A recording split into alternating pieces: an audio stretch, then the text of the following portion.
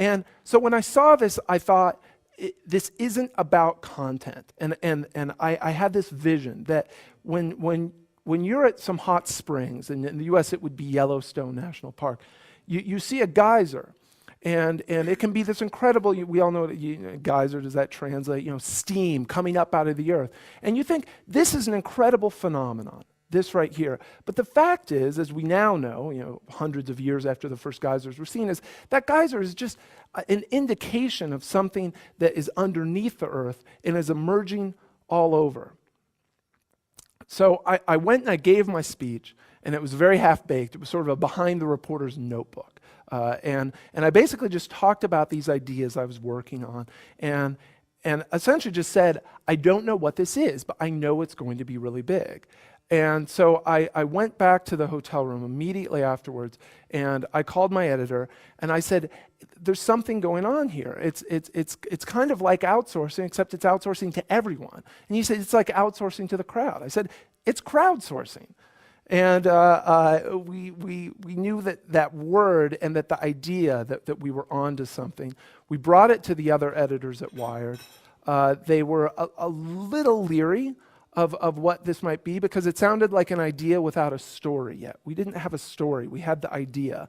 And so they gave me the green light, and I spent the next 3 months trying to find other examples that were outside of media and entertainment.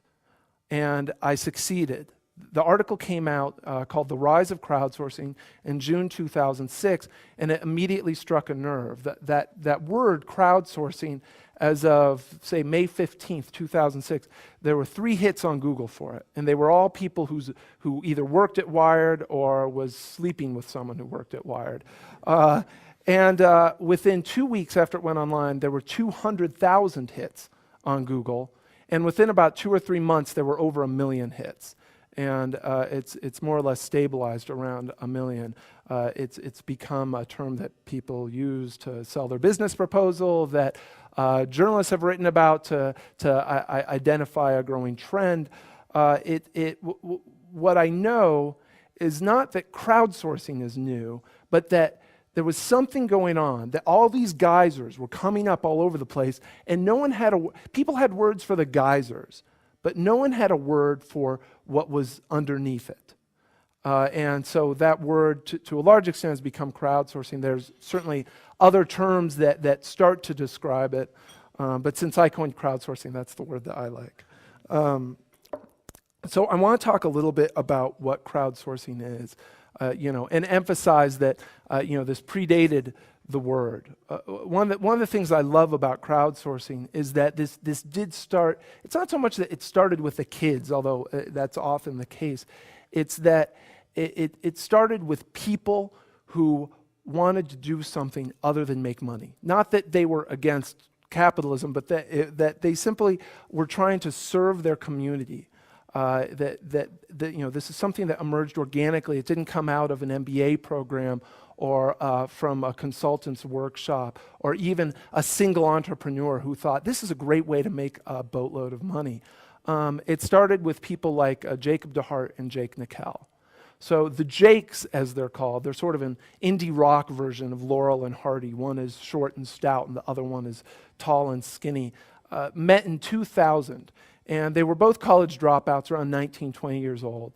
And they loved 2 things. They loved graphic design, and they loved t-shirts. And they met, appropriately, at an online t-shirt design competition. The idea was people submit their designs, a judge picks who's best, and that shirt goes down in history as the one that was made. It was held annually.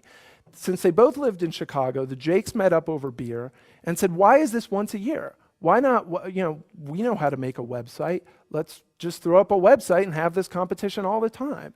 And what they were trying to do wasn't make a living, wasn't avoid college. They just they knew a lot of other people who liked the same things that they liked, t-shirts and graphic design, and they just wanted to serve that community. So they threw up a website, and it was very bare bones. It was operated out of Jacob DeHart's bedroom. And the basic format was this. People would come, they would design t-shirts, they would submit the designs, and those designs would be posted. Now, to pick a winner, they did something that I think of as the Jake's fateful decision.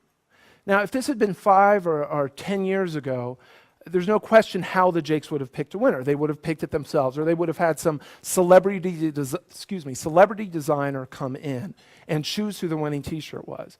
But among the many magic tricks that the internet has performed, it's created a reversal in the way things were. It once was that centralization was easier than decentralization. That autocracy was easier than democracy. You had to work to create democracy. But the internet reversed this. It's harder to contain information. It's harder to centralize, and it's easier to decentralize. And so when it came time to decide who should pick the winner of the t-shirt design competition, the Jakes never even thought twice.